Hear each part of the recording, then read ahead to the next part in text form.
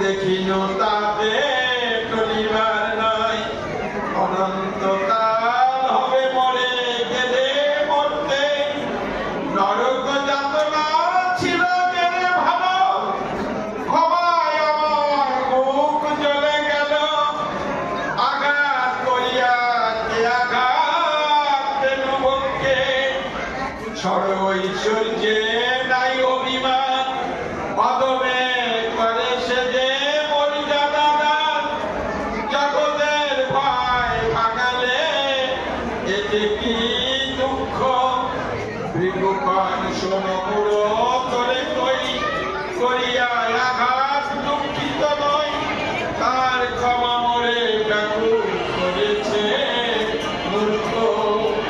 ক্ষমা কৃষ্ণের বুকে পদাঘাত করি চলে ভৃগুমুনি বলবদ্ধ। এক সময় সরস্বতী নদীর তীরে যজ্ঞ হচ্ছিল, বৃহস্পতির যজ্ঞ। এই যজ্ঞে কে ভগবান? ব্রহ্মা বলে আমি ভগবান, দেবাদেব মহাদেব বলে আমি ভগবান, আর বিষ্ণু ভগবান। কে ভগবান? সকলে প্রশ্ন উঠল।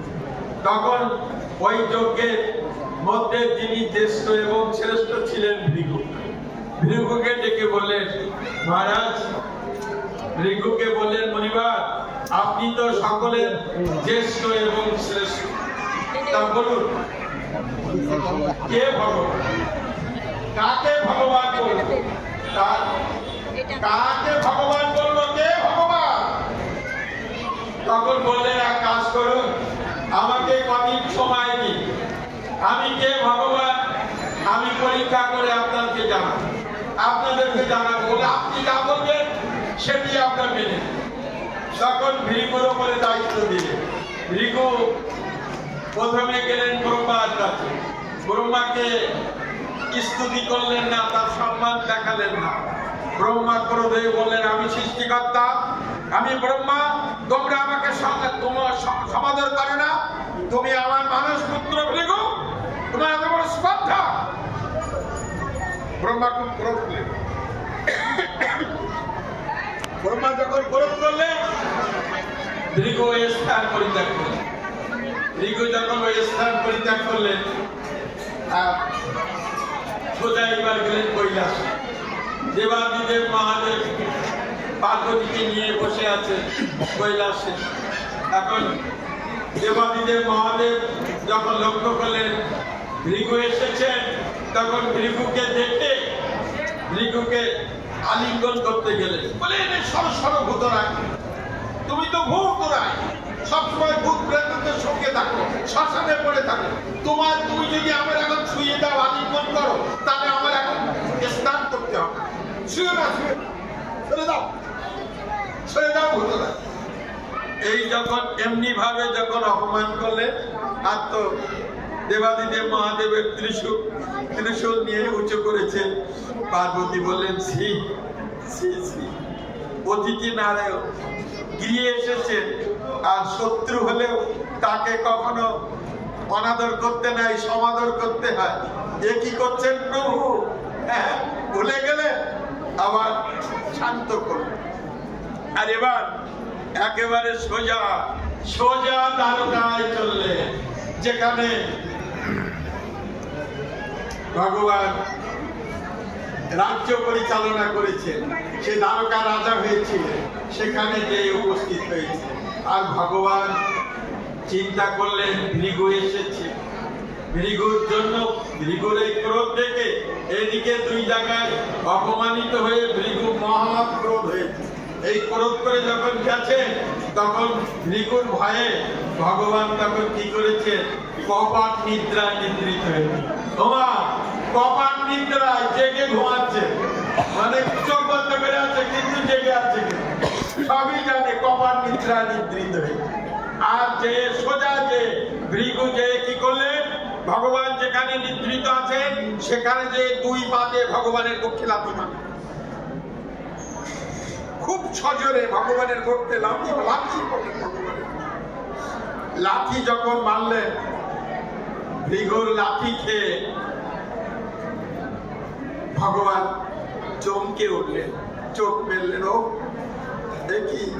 একই মুনিবার, আপনি আপনার শুভ আগমন আমি তো আগে জানতে পারি নাই। আমি যদি আগে জানতে পারতাম তাহলে আপনাকে আমি পথে যে স্বাগতম করে আপনাকে বরণ করে নিয়ে আসতাম। আমার অপরাধ ক্ষমা করুন মুনিবর। তখন কি করলেন ভগবান? তখন ওই ভৃগুকে ভৃগুর চরণ সেবা করলেন, ভৃগুর চরণ সেবা করলেন। রুক্মিণীকে বললেন, রুক্মিণী শিগগিরই চরণ জল নিয়েছো। আমার এই কঠিন পক্ষে এই কোমল পদস্পর্শে কতটা মনে আঘাত লেগেছে। শিগগিরই চরণ ধৌত করো, চরণ জল করো, চরণ জল গ্রহণ করে আমাদের এই কুলকে রক্ষা। এইভাবে যখন ভগবান ভক্তের পদরজ, ভক্তের চরণ জল গ্রহণ করলেন, ভক্তের সেবা গ্রহণ করলেন, এইবার ভগবান যখন এমনি ভাবে আদর করে করলেন, ভৃগু তখন লজ্জায় অপমানে বলে, কি করলাম আমি ভগবানকে লাথি মারলাম। তখন ওই ভগবানকে লাথি মেরে ওই মন খারাপ করে চলে যাচ্ছিলেন। কৃষ্ণের বুকে পদাঘাত করি চলে ভৃগুমুনি বনপথ ধরি, কিন্তু মুনির মনটা বড় বিষণ্ণ, মুনির মনটা বড় বিষণ্ণ। কৃষ্ণের বুকে লাথি মেরে মন খারাপ করে চলে যাচ্ছে।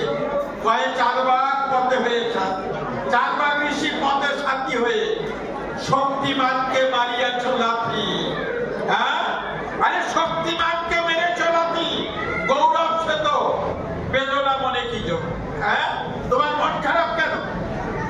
যাকে ভয়ে সকলে করে প্রণাম, জানাইয়া দিলে তাকে তার দাম। জগতের ভয় ভাঙালে থেকে দুঃখ, ভৃগুগণ সোনমর উত্তরে কই করিয়া আঘাত দুঃখিত নই। তার ক্ষমা বলে ব্যাকুল করেছে মূর্খ, তার ক্ষমা, সে যে আমাকে ক্ষমা করেছে তাতেই আমি ব্যাকুল হয়েছি। তার ক্ষমা বলে ব্যাকুল করেছে মূর্খ। শোন অমর তোরে কই করিয়া আঘাত দুঃখিত নয়, তারা আঘাত করে দুঃখিত নয়, তারে ক্ষমা, তিনি আমার ক্ষমা করেছেন। কারণ এর আগে তার কাছে যারা অপরাধ করেছে ভগবানের কাছে কেউ ক্ষমা পায়নি, আর তিনি আমাকে ক্ষমা করেছে।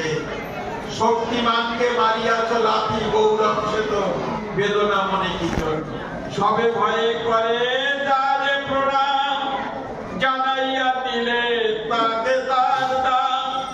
জগতের ভয় ভাঙালে দেখি দুঃখ, ভৃগুগণ শোনো মোড় তোরে কই করিয়া আঘাত দুঃখিত নয়। তার ক্ষমা মোরে ব্যাকুল করেছে মূর্খ। শুনি তার বুকে পদ ঠাকাইলে অনন্তকাল নরক যে মিলে, তাই গিয়েছিল তারে পরীক্ষা করতে। যার বুকে পদ ঠাকালে অনন্তকাল নরক যেতে হয়, আমাকে নরক যেতে হয়নি। নরক যাতনা ছিল জেনে ভালো, ক্ষমায় আমার বুকু জ্বলে গেল। ভৃগু কাঁদছে নাকি? ক্ষমায় আমার বুক জ্বলে গেল। আঘাত করিয়া কি আঘাত পেল? তাকে আমি লাথি মেরেছি, আঘাত করিয়া কি আঘাত পেল? সর্বৈশ্বর্যে নাই অভিমান, সমগ্র ঐশ্বর্যস্য বীর্যস্য যশস্য জ্ঞান শ্রীরূপ বৈরাগ্য সর্ববিভূতি যার মধ্যে পরিপূর্ণ রূপে বিরাজমান, তিনি হলেন ভগবান। সর্বৈশ্বর্যে নাই অভিমান, অধমে কালে সে মর্যাদা না। জগতের ভয় ভাঙালে দেখি তাকে পদাঘাত করা কোন সোজা, শক্ত তার মহিমাটি বোঝা।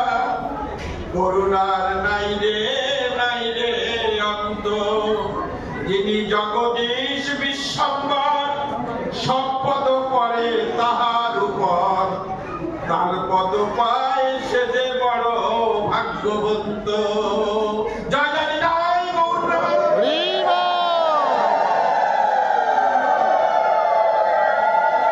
তার পদ পায় সে বড় ভাগ্য। তাই শুধু ভক্তমণ্ডলী, এই দুর্লভ মনুষ্য জন্ম সার্থক করুন, হরিভজন করুন, গুরু কৃপা লাভ করুন। গুরু কৃপা ছাড়া কখনো কৃষ্ণ কৃপা লাভ হয় না।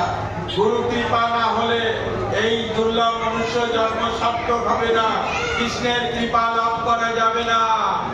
তাই মনুষ্য জন্মের সার্থকতা হবে একমাত্র গুরু কৃপা। কৃষ্ণ কৃপা জগৎময়, গুরু কৃপা কোন কোন ভাগ্যবান পায়। কৃষ্ণ কৃপা জগৎময় আর গুরু কৃপা কোন কোন ভাগ্যবান পায়। এই গুরু কৃপা হলে তার আর কোন কৃপার প্রয়োজন হয়। কিরকম এই গুরু কৃপাটা কিরকম? একবার ভগবানের ওই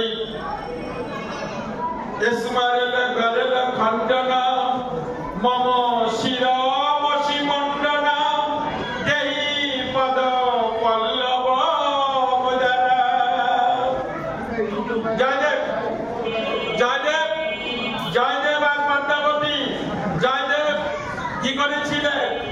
তিনি ওই গীত গোবিন্দ রচনা করেছিলেন, কিন্তু গীত গোবিন্দ রচনা করতে যে বারবার ওই স্মরণ গরল খণ্ডনাম এইটা মোটে লিখতে পারছিলেন না। যতবার লেখে ততবার কৃষ্ণ রাধারানী অভিমান করেছে, তাই কৃষ্ণ রাধারানী চরণ দোকানে জড়িয়ে ধরেছে, তবু রাধারানীর মান ভাঙছে না। তারপরে কি করেছে? স্মরণ গরল খণ্ডনাম মম শিরমসি মণ্ডনাম দেহি পদ পল্লব মুদরা। যে তারপরে রাধারানীর চরণটা কৃষ্ণ মাথায় করে নিয়ে এই চরণ টুকানা কষ্টকে ধারণ করেছে। এই দেহি পদ পল্লব মুদরা, এই কথাটি আমি না, ভগবানের ভগবানকে আঘাত করা হবে। যদি এই কথা লিখি তাহলে আমার ভগবানের ভগবানকে আঘাত করা হবে। ভগবান তার ভক্তকে শ্রেষ্ঠ করেছে, কিন্তু ভগবানের ভগবন্তকে তো আমি আঘাত করতে পারি না। দেহি পদ পল্লব মুদরা আমি লিখতে পারি, তখন ওই উনি ওটা লিখতে পারলেন, আর লেখা হলো না। প্রতিদিন জয়দেব কিন্তু বিল্লু গ্রামে জয়দেবের জন্ম, সেখান থেকে গঙ্গা স্নান করতে 18 ক্রোশ, তোমার 1 ক্রোশ সমান 4000 গজ, 1460 গজে 1 মাইল। সেই 18 ক্রোশ পথ হেঁটে গঙ্গা স্নান করে জয়দেব ফিরে আসতে, তারপরে ভগবানের পুজো করে তারপরে জল স্পর্শ করতে, এর আগে জল স্পর্শ করতে। তাই জয়দেব কি করলেন? ওই গীত গোবিন্দ রচনা করতে গিয়েছিলেন। এই গীত গোবিন্দ রচনা করতে যে কি হলো, জয়দেব আর লিখতে পারছে না। জয়দেব গীত গোবিন্দ ওই স্মরণ গরল খণ্ডনাম লিখতে পারে। জয়দেব স্নান করতে গেছে, এদিকে স্বয়ং ভগবান জয়দেবের রূপ ধারণ করে এসে বলছে, পদ্মা, ও পদ্মা, কোথায় গেলে পদ্মা? আজ আর গঙ্গা স্নান করবো না। যে শ্লোকটা বারবার লিখতে যে মনে পড়ছিল না, সেই শ্লোকটা মনে পড়ে গেছে গো পদ্মা। এই গীত গোবিন্দ, আজকে গীত গোবিন্দ গ্রন্থ সমাপ্ত করো, সেই শ্লোকটা মনে পড়ে। তাই পদ্মা, আজ আর গঙ্গা স্নান করবো। কি বলছো স্বামী? গঙ্গা স্নান না করে তুমি জল স্পর্শ করো না, আর গঙ্গা স্নান করবে না? তাহলে হাই পদ্মা, আজকে তুমি স্নান করে দাও। তোমার তোলা জলে স্নান করবো। তোমার তোলা জলে স্নান করে কি করলে? ভগবানের পুজো করতে গেলে। আচ্ছা, ভগবান কি ভগবানের পুজো করতে পারে? হ্যাঁ, ভগবানের কোন রকমের সেই প্রসাদ আহার্যটা দর্শন করিয়ে সঙ্গে সঙ্গে এসেছে। এনে তা বলছে, পদ্মা শিগগিরই সেবা খেতে দাও। বলে কি বলে পুজো করতে পারলে না? আবার বলছে তাড়াতাড়ি সেবা করবো। ওই আর এরকম করছো কেন? তোর সময় নেই, আমার তারিখ 16টাই ভুলে যাও। তাড়াতাড়ি অল্প একটু প্রসাদ সেবা করেছে। সেবা করে তোমার এইবার গীত গোবিন্দ গ্রন্থ লিপিবদ্ধ করতে গেছে। এদিকে আসল জয়দেব এবার পদ্মা কি করেছে, ওই সেই প্রসাদ ওই ভুক্ত অবশেষ সেবা করছে। সবে মাত্র মেয়েকে এক রক্ত তার আহার্যে দিয়েছে, রসনায় দিয়েছে। এমন সময় আসল জয়দেব গঙ্গা স্নান করে ফিরে, পদ্মা, ও পদ্মা, আমি কি দেখছি পদ্মা, প্রতিদিন আমি গঙ্গা স্নান না করে জলস্পর্শ করি না, ভগবানের পুজো না করে, আর পুজোর আগে তুমি ভগবানের প্রসাদ সেবা করছো পদ্মা। এ দৃশ্য দেখার আগে আমার মৃত্যু হলো না কেন? ও ভগবান! জয়দেব অনুশোচনা করতে লাগলেন, পদ্মা একই বললে পদ্মা, তুমি ভগবানের সেবার আগে তুমি নিজের সেবা করছো পদ্মা, এ দৃশ্য দেখার আগে আমার মৃত্যু হলো না কেন পদ্মা? পদ্মা বলছে, কি বলছো স্বামী? এই বললে তুমি গঙ্গা স্নান করবে না, গীত গোবিন্দ শ্লোক তোমার মনে পড়ে গেছে, সেই শ্লোকটা তুমি লিখবে।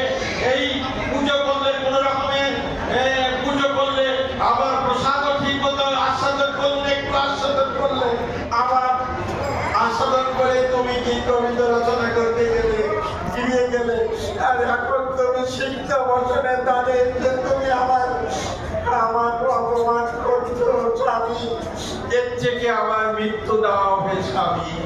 বুদ্ধিমান জয়দেব বুঝতে পেরেছে, ছুটে যে কাঁদতে কাঁদতে ছুটে যে মন্দিরে, গৃহ মন্দিরে প্রবেশ করেছে। অতি শীঘ্র গিয়া দেখে মহামতি অপ্রাকৃত স্বর্ণায়ঙ্কর ঝলকাইছে জ্যোতি, হৃদয়ে ধরিয়া ক্রান্ত পুনঃ পুনঃ বলে, দেহি পদ কণ্ঠে নাই উগলে, নয়নে গলায় ধারা পুলক কম্পন, ব্রহ্মবেশে ধরে যে পদ্মার চরণ, ধন্য তুমি ধন্য তোমার সফল জীবন, মোর ভাগ্যে না হইল কৃষ্ণ দর্শন। হৃদয় মোর